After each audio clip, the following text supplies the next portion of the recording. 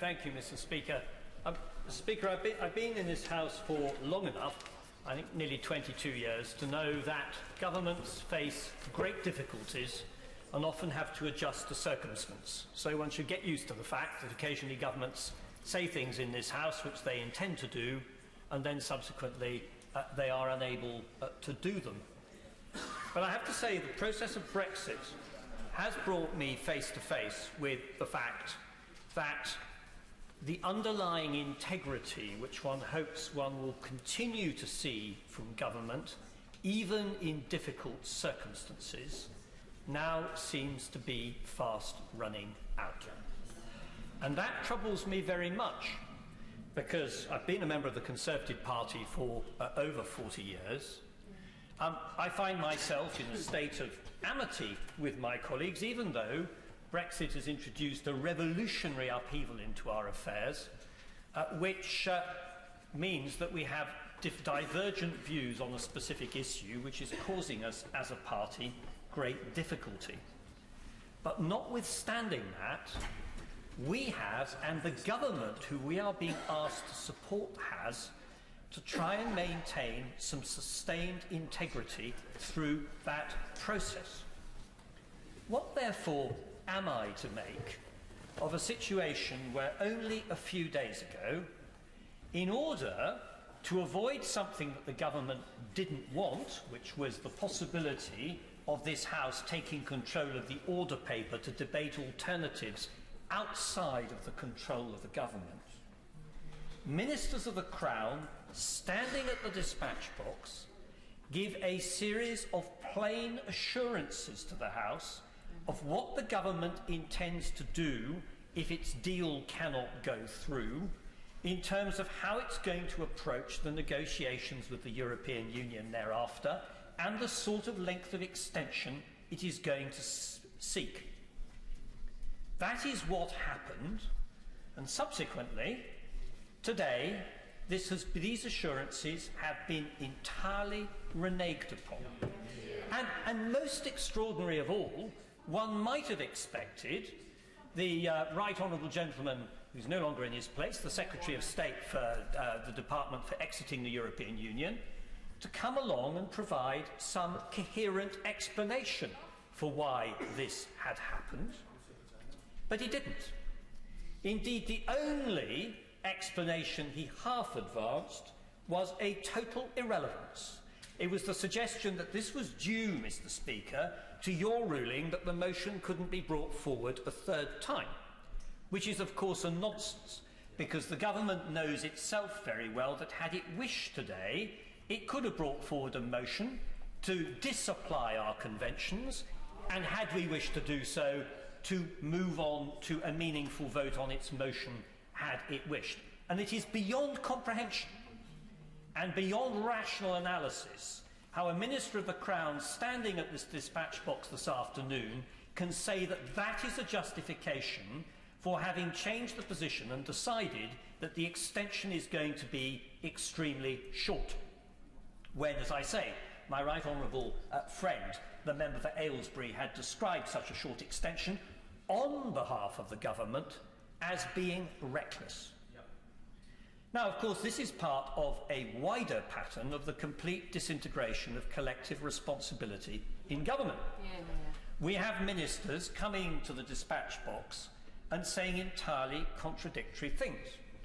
We have ministers publicly disassociating themselves from government policy and staying in post. We have ministers who come up to one in the corridors and acknowledge that the situation is very serious and they disagree with what the government is doing, continuing to serve in a cabinet with which they apparently fundamentally disagree. When my right honourable friend, the Prime Minister, came to the dispatch box today at Prime Minister's questions, I confess I think it was the worst moment I have experienced since I came into the House of Commons. I have never felt more ashamed to be a member of the Conservative Party or to be asked to lend her support. She spent most of her time castigating the House for its misconduct. At no stage did she pause to consider whether it is in fact the way she is leading this government which might be contributing to this situation. I have great sympathy for her. I've known her for many years, and we had a personal friendship beyond and outside of this House. But I have to say, I could have wept. Wept to see her reduced to these straits, and wept to see the extent to which she was now simply zigzagging all over the place, rather than standing up for what the national interest must be. Now we're told that there's going to be a short extension. We're told that next week we'll have an opportunity perhaps for a meaningful vote, which I very much think is going to lead to the vote being, the government's deal being rejected. Because for a whole variety of reasons, members of this House feel very strongly that it's bad for our country for differing reasons.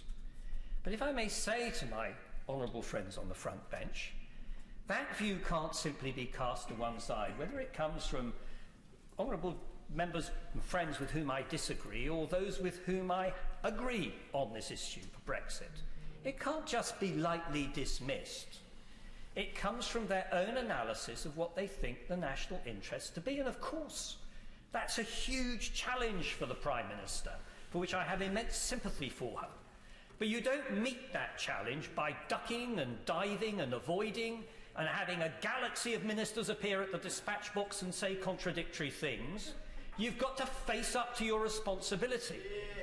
And rather than coming along and showing contempt for this House, actually trying to engage with it and making use of what this House can do pretty well, which is debate issues in a rational way, and which in itself, by a process of debate, might lead to a reasonable outcome. And I've come in for quite a lot of flack over the last 2 years because of my various amendments. But most of my amendments, Mr. Speaker, have been designed not to achieve a specific end, but to try to facilitate process. Absolutely. And each time I've put them up, the government has tried to prevent them. So my view is bound to be coloured of the government, which seeks to close down debate in this irrational fashion. And next week we are going to face the same challenge again, but in a very concertinaed time frame. We are in danger of crashing out with no deal. If the rumours are right, we are coming very close to the point where the EU, perfectly reasonably in my judgment, may well be saying we've had enough. And indeed, if I read the statement that's recently come out, I think that that's probably what they're saying. What are we going to do next week? What's my right honourable friend, the Prime Minister, going to do next week? Are we going to extend across the House and try to reach some level of consensus and a way forward? Are we going to try to bring this sorry saga to an end by, for example, going back to the public, as was suggested by Right Honourable Gentleman, just as he spoke previously, as a possibility, and putting the options to them and asking them, which I would be perfectly prepared to do, and to support my Right Honourable friend, the Prime Minister, in doing, if that would help?